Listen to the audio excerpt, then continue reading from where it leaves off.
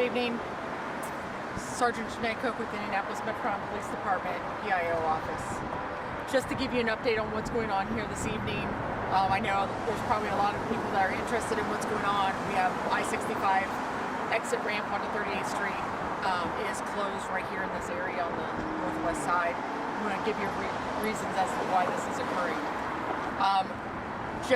Just after 4 o'clock this afternoon, IMPD officers responded to the area of 56th and Georgetown Road, reference a carjacking.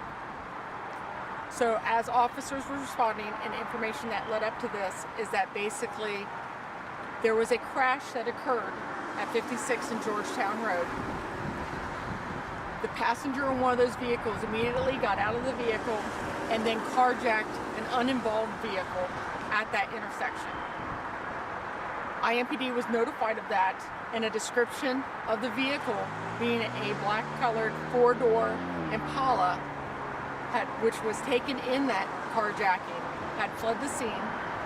They had also given the plate from that vehicle, so officers were able to immediately start looking for this vehicle. Within minutes, IMPD officers picked up that vehicle at 62nd and Cooper Road. At that point, officers attempted to pull the vehicle over and a pursuit occurred. The pursuit went on and led here to the I-65 on-ramp at Kessler Boulevard. As officers went down onto the on-ramp, the vehicle then stopped. Officers stopped behind it, got out of their vehicle. At the exact same time, the driver quickly emerged from the vehicle, turning towards the officers with a gun in his hand. Two officers fired their weapons, striking the suspect. As other officers arrived, they safely approached the suspect. They then applied first aid to the suspect until IMS arrived here at the scene. A gun was located right there by the suspect as they were doing their first aid on him. We do know that this is an adult male. He was transported to Eskenazi Hospital where he is currently in stable condition. Right now, we do know that, like I said before, a weapon was located there at the scene. No officers were injured during this incident. The officers' body-worn cameras were all activated during this incident and recorded the incident. The Indianapolis-Marion County Forensic Services Agency responded to identify and collect all potential evidence. The Marion County Prosecutor's Office also responded to the scene, as assisting in the investigation. The IMPD Critical Incident Response Team responded and is conducting a criminal investigation, while at the same time, the IMPD Internal Affairs Office will be completing a separate administrative investigation. These are all standard procedures that are done in any Indianapolis Metropolitan Police Department officer-involved shootings. How many officers fired on the suspect? Right now, we believe only 2 officers fired their weapons. Was there anybody else in that suspect vehicle besides the suspect himself? No. Is that the vehicle that's still parked out at the end of the officer? Yeah, the investigation is still going to be going on. The vehicle is still there.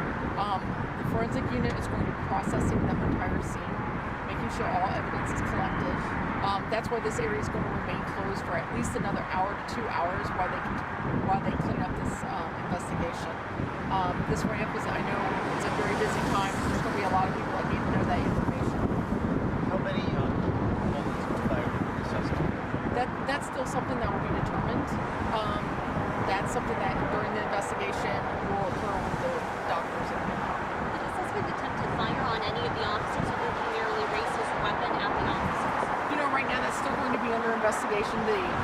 So basically, with the body-worn cameras and investigation into being able to speak with the officers, once we're able to do all that and gather all that information, we'll know more. Do we know if that suspect injured any of the people that he carjacked? You know, right now I believe there was a slight injury. I don't know what exactly that injury was, but they were able to get out of the vehicle without any further incident. How many were there? There were 2 people in the vehicle at that time. Have you been able to catch up with them and speak with them at all? Detectives are catching up with them and talking with them, finding out what exactly happened. We're trying to determine right now whether or not the person that was driving this vehicle here was the same person that was driving who carjacked that suspect up there. That's going to be two investigations also. I mean, it's all one, but all these little things put together is what's going to put this together to determine exactly what happened. The vehicle that was carjacked, was it involved in the initial accident? No, it was not. It was a separate vehicle at the intersection at the time that two other vehicles were involved in a crash. The passenger of one of those vehicles got out of the vehicle and carjacked a third-party person. So your officer had just seconds to react. As soon as that car stopped, he got out, raised his gun. Very much so. I mean, that's what we try to explain to people. Officers don't have time to think about these things. We don't have time to sit back and, watch what happened and think about every different scenario that may be occurring. But the split time that we have to make a decision, and here it is, just moments. I mean, as they're getting out of their vehicle, then all of a sudden, he jumps out of his vehicle and turns to them with a weapon in his hand. Is the suspect white male or black male?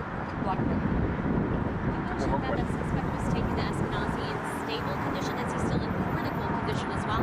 He was taken in critical condition, but he is currently in stable condition. Thank you.